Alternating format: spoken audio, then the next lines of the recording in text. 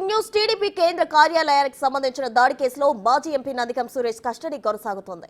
Mangalagiri rural police స్టేషన్లో 2 రోజులు కస్టడీలో ఉన్నారు సురేష్. కేసుకు సంబంధించి పలు విషయాలపై ఆయన విచారిస్తున్నారు పోలీసులు.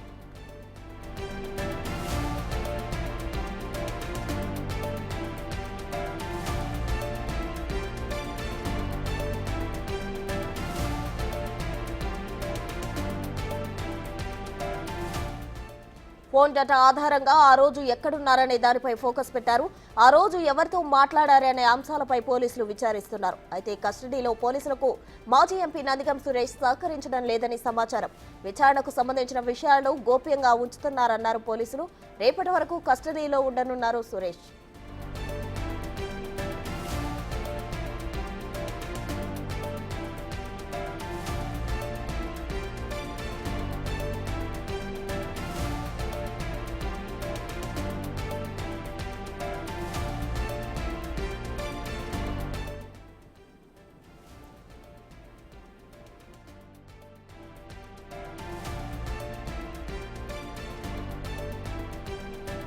టీడీపీ కేంద్ర కార్యాలయానికి సంబంధించిన దాడి కేసులో మాజీ ఎంపీ నందిగం సురేష్ కస్టడీ కొనసాగుతుంది. దీనికి సంబంధించిన బ్రేకింగ్ న్యూస్ ఇప్పుడు మనం చూస్తున్నాం. మంగళగిరి రూరల్ పోలీస్ స్టేషన్లో 2 రోజులు సురేష్ కస్టడీలో ఉన్నారు. కేసుకు సంబంధించి పలు విషయాలపై పోలీసులు విచారిస్తున్నారు.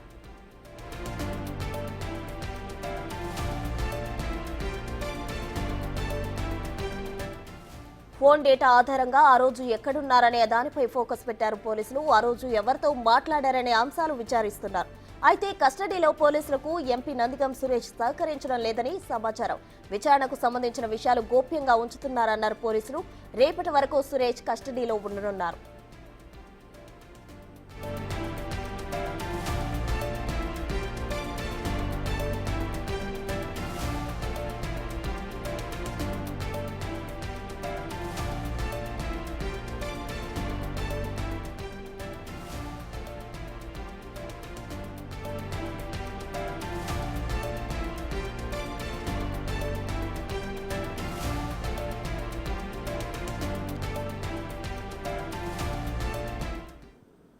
టీడీపీ కేంద్ర కార్యాలయం దాడి కేసుకు సంబంధించి మాజీ ఎంపీ నందిగం సురేష్ కస్టడీ కొనసాగుతుంది. దీనికి సంబంధించి ఓవరాల్ డీటెయిల్స్ మా ప్రతినిధి సాయి శంకర్ అందిస్తారు. సాయి శంకర్,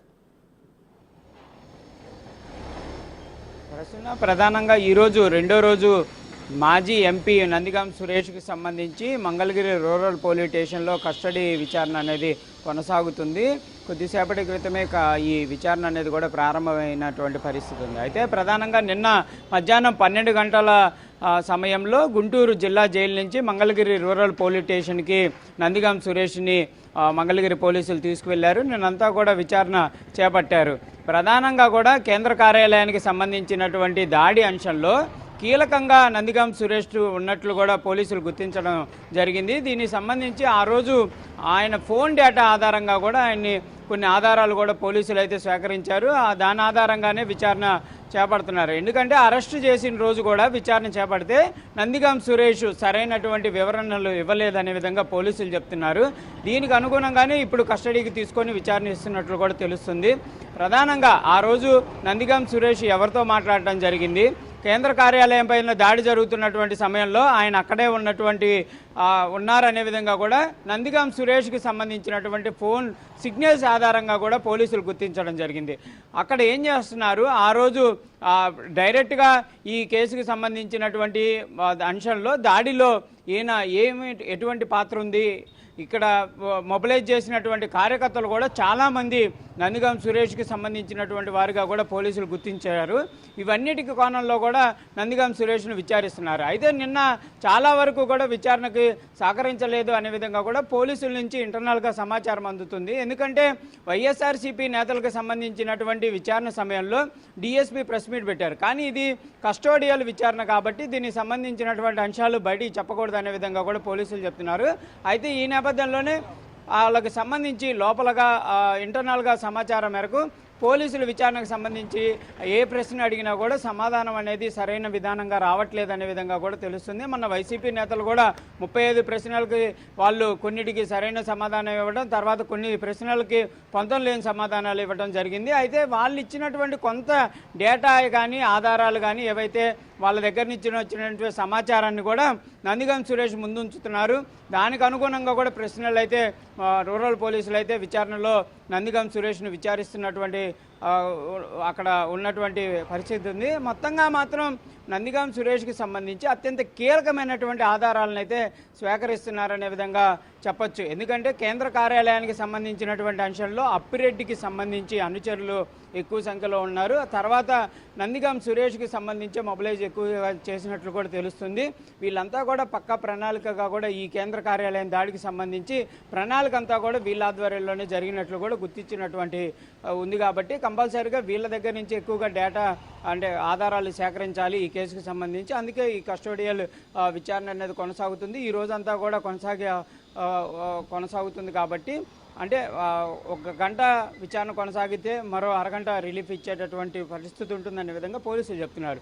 కానీ నిన్న నందిగం సురేష్కి సంబంధించి భార్య నిన్నంతా కూడా పోలీస్ స్టేషన్ దగ్గర వేచి ఉన్నటువంటి పరిస్థితి ఉంది. అయితే ఆమె కొన్ని అంశాలని చెప్పినటువంటి పరిస్థితి అంటే కాకపోతే మీడియాతో మాట్లాడడానికి సుముఖత వ్యక్తం చేసినటువంటి పరిస్థితి లేదు. కాకపోతే మేము భోజనం ఇవ్వాలనే విధంగా ప్రయత్నం చేసినప్పటికీ కూడా కనీసం భోజనాన్ని కూడా స్వీకరించట్లేదు అనే విధంగా కూడా ఆమె చెప్పింది. కానీ పోలీసులు మాత్రం ఒకే అంశాన్ని చెప్తున్నారు, కస్టోడియల్ విచారణలో ఉన్నప్పుడు కంపల్సరీగా ఎవరిని అనుమతించకూడదు లోపలికి. ఆయనకి సంబంధించినటువంటి భోజనం కానీ లేకపోతే ఆయనకి సంబంధించినటువంటి మెడికల్ హెల్త్కి సంబంధించినటువంటి మెడిసిన్లు ఇవన్నీ కూడా పోలీసుల ఆధ్వర్యంలోనే ఇవ్వాల్సినటువంటి ఉంటుంది. కాబట్టి ఎవరిని కూడా బయట నుంచి అనుమతించట్లేదు. వాళ్ళ భార్యకు సంబంధించి భోజనం తీసుకొని వచ్చినా మంచినీళ్ళు తీసుకొచ్చినా మేము అనుమతించమనే విధంగా కూడా వాళ్ళైతే చెప్తున్నారు. మొత్తంగా మాత్రం ప్రస్తుతం ఈ రోజంతా మొత్తం కూడా ఈ కస్టోడియల్ విచారణ అనేది కొనసాగుతుంది. కంపల్సరీగా అనేక అంశాలపైన కూడా నందిగం సురేష్ని ప్రశ్నించేటటువంటి అవకాశం ఉన్నట్టు తెలుస్తుంది. ఆయన దగ్గర నుంచి ఎంతవరకు ఆధారాలు వస్తాయి, ఎంతవరకు పోలీసులు అడిగినటువంటి విచారణకి ఆయన సహకరిస్తారనేది కూడా చూడాల్సినటువంటి సిచ్యువేషన్ అయితే ఉంది. మొత్తంగా ఈరోజు మొత్తం కొనసాగుతుంది. రేపు మధ్యాహ్నం వరకు కూడా ఈ విచారణ అనేది కొనసాగుతుంది. కాబట్టి అనేక అంశాలలో కూడా వివరణలు అయితే తీసుకుంటారు. రాత్రి అంతా కూడా విశ్రాంతి ఇచ్చినట్లు కూడా తెలుస్తుంది. ఉదయం సమయంలో అల్పాహారం తర్వాత ఈ కేసుకు సంబంధించి విచారణ అయితే కొనసాగుతుంది. మధ్యాహ్నం భోజనం విరామం ఇస్తారు, సాయంత్రం కూడా కొంత విరామం ఇస్తారు. ఆయన దగ్గర కొంత డేటా అంటే వీళ్ళు పోలీసులు కొన్ని ప్రశ్నలను ఉంచుతారు. వారు ఆ ప్రశ్నలకు సంబంధించి సమాధానం ఇవ్వడానికి సమయం ఇస్తారు. ఆయనకి వీలైనటువంటి అవకాశం ఉంటేనే ఆయన్ని అడిగేటటువంటి పరిస్థితి ఉంటుంది. ఎందుకంటే ఓన్లీ నందిగం సురేష్ను మాత్రమే విచారణకి లోపలికి అనుమతించారు. న్యాయమూర్తికి అనుమతి లేదనే విధంగా పోలీసులు చెప్తున్నారు. న్యాయమూర్తికి సంబంధించి కనుక అనుమతి కావాలంటే ఈరోజు కోర్టులో పిటిషన్ వేసుకోవాలనే విధంగా కూడా కోర్టు అయితే చెప్పినటువంటి ఉంది. కాబట్టి నిన్న వేద్దామంటే నిన్న సెలవు, ఈరోజు కూడా సెలవు ఉంది. మరి ఈరోజు కూడా అనుమతిస్తారా లేదా అనేది చూడాలి. కాకపోతే కొంతమంది లాయర్లు మాత్రం లోపలికి వెళ్ళి బయటకు వస్తున్నటువంటి పరిస్థితి అయితే రూరల్ పోలీస్ స్టేషన్ దగ్గర కనిపిస్తుంది. మొత్తంగా మాత్రం ఈ కేసుకు సంబంధించినటువంటి అంశంలో ఓన్లీ నందిగం సురేష్ ప్రస్తుతం విచారణ ఎదుర్కొంటున్నారు. Right Sai Shankar, thank you.